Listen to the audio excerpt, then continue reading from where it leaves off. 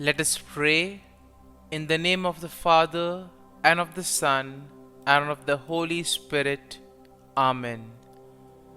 O Jesus, through the Immaculate Heart of Mary, I offer you my prayers, works, joys, and sufferings on this day for all the intentions of your Sacred Heart, in union with the holy sacrifice of the Mass throughout the world, in reparation for my sins, for the intentions of all my relatives and friends, and in particular for the intentions of the Holy Father.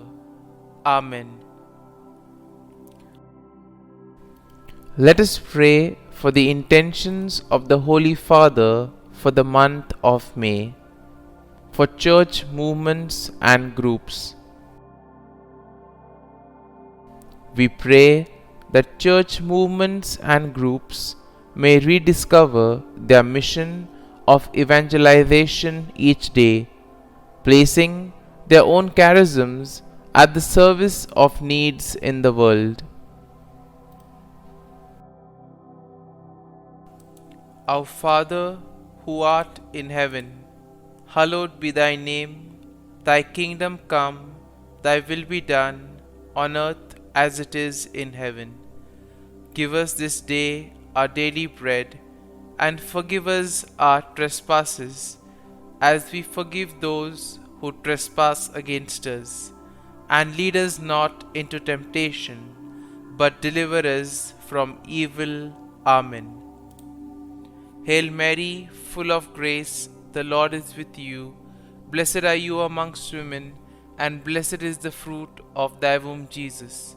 Holy Mary, Mother of God, pray for us sinners, now and at the hour of our death. Amen. Glory be to the Father, and to the Son, and to the Holy Spirit, as it was in the beginning, is now, and ever shall be, world without end. Amen.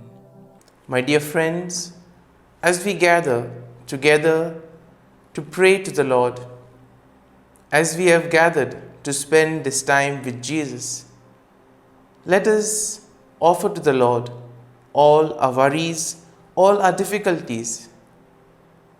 Let us place at His feet everything that troubles us, the tensions, the doubts, the challenges that we may have in our lives. Because it is only He who can give us the grace to face these challenges in life. At the same time, as we spend this time with Jesus, let us try to listen to what the Lord is telling us today. Sometimes we get occupied with our work, we are so engrossed in our activities that we are not able to listen to the voice of the Lord communicating to us in so many different ways. And therefore today, let us try to see what the Lord communicates to us as we spend this time with Him. But most importantly, it is important for us to begin by thanking the Lord, by being grateful for all the wonderful gifts that we have received, all the blessings He has bestowed on us. And let us begin by thanking the Lord for the gift of life. Lord, we thank you for giving us various gifts, talents, and abilities. We also thank you, Lord, for the gift of our family members, friends, relatives, and all those individuals who have played an important role in our lives. In some way, we are who we are because of the hard work, dedication of these individuals who have gone out of their way in order to help us grow and become better people. And Lord, as we spend this time with you, we also bring to you all our prayers, all our petitions. And now, let us reflect and meditate on Psalm 46. As always, we shall have a general overview of the psalm and then we shall reflect on it in detail. Now, Psalm 46 is a powerful and uplifting passage of scripture, and this will encourage us to trust in the Lord no matter what challenges we may face in life. Now, the psalm is traditionally attributed to the sons of Korah, a group of Levites who served in the temple and who were known for their musical abilities. And we see that overall, Psalm 46 is a beautiful and comforting psalm that reminds us of God's power, His presence, and most importantly, His protection. No matter what challenges we may face, we can always trust in the Lord, knowing that He will take care of us, that He will protect us, and most importantly, He will not abandon us. So let us start reading today's psalm. The psalm begins, God is our refuge and strength, a very present help in trouble. And here we see that the psalm itself will begin with the declaration of God's power and presence, stating that God is our refuge and strength. Now this statement in a way sets the tone for the entire psalm, emphasizing the idea that God is always with His people, even in the midst of the most difficult circumstances. Verse 2 and 3 go as follows. Therefore we will not fear, though the earth should change, though the mountains shake in the heart of the sea, though its waters roar and foam, though the mountains tremble with its tumult. And here we see that the psalm will go on to describe several different scenarios in which the people of God might find themselves. Now, in verses 2 and 3, the psalmist speaks of earth giving way and the mountains falling into the sea. Now, these images, in a way, are meant to convey a sense of chaos and destruction.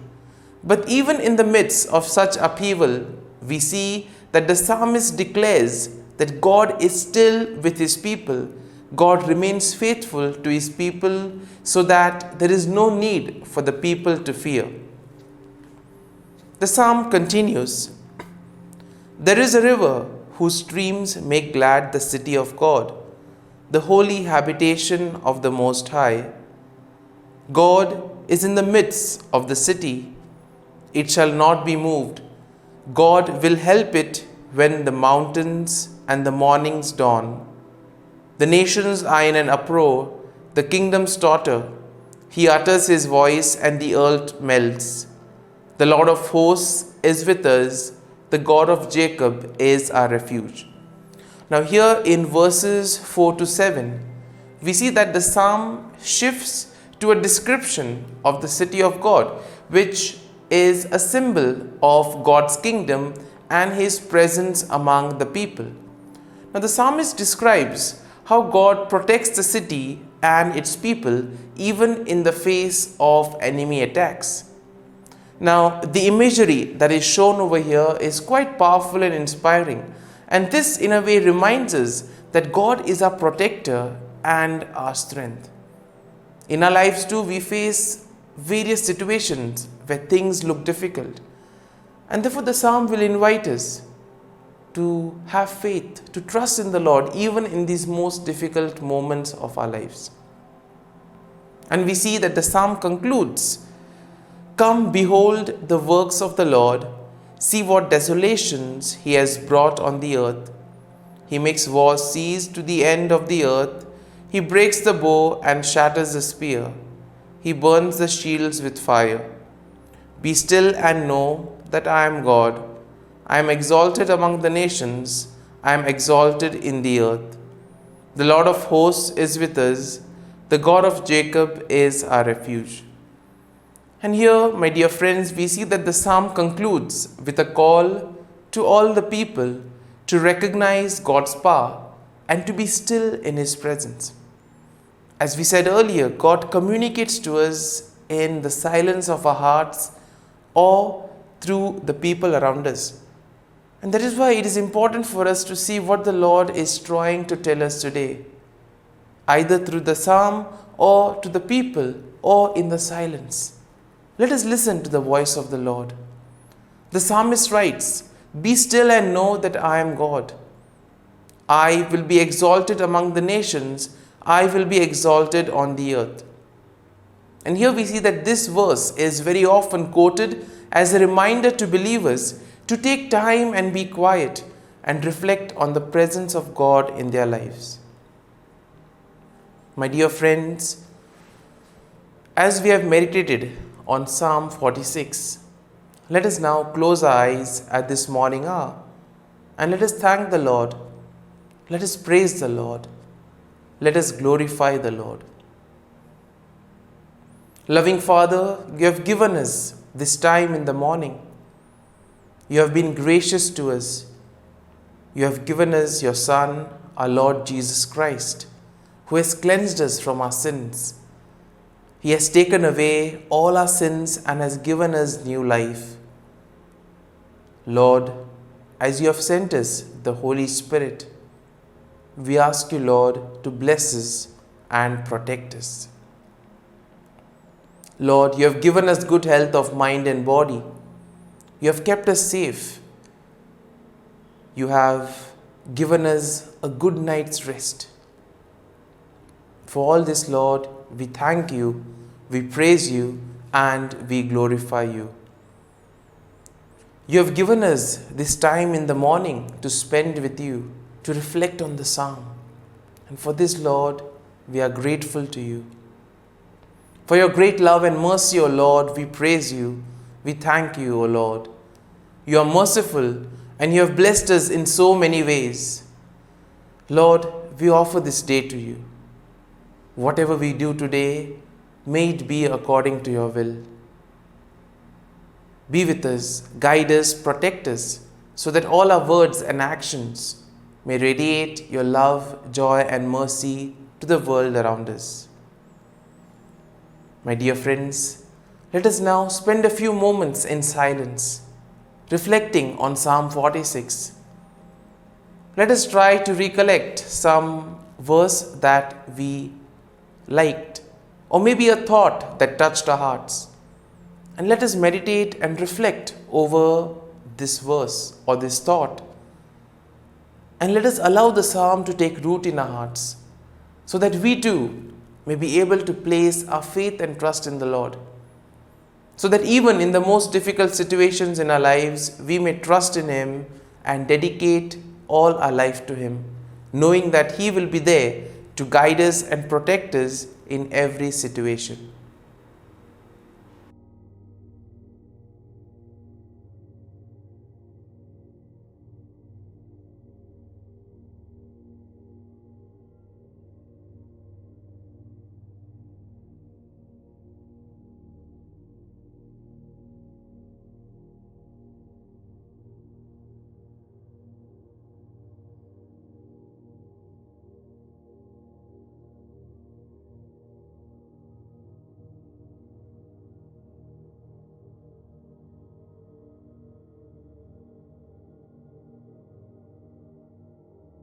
Prayer to Saint Michael the Archangel for protection.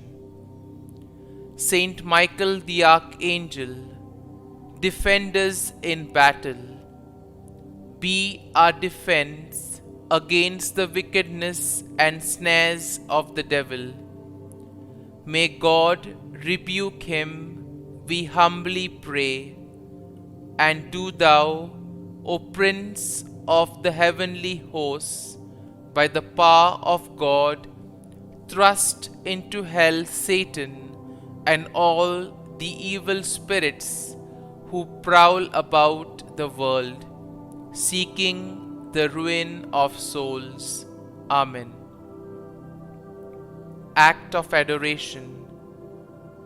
O Sacrament most holy, O Sacrament divine, all praise and all thanksgiving be every moment thine. Saint Gertrude Prayer for souls in purgatory. Eternal Father, I offer Thee the most precious blood of Thy divine Son, Jesus, in union with the masses said throughout the world today, for all the holy souls in purgatory, for sinners everywhere, for sinners in the universal church, those in my own home and within my family. Amen. May the divine assistance remain always with us, and may the souls of the faithful departed through the mercy of God rest in peace. Amen. Glory be to the Father, and to the Son, and to the Holy Spirit, as it was in the beginning, is now, and ever shall be, world without end. Amen.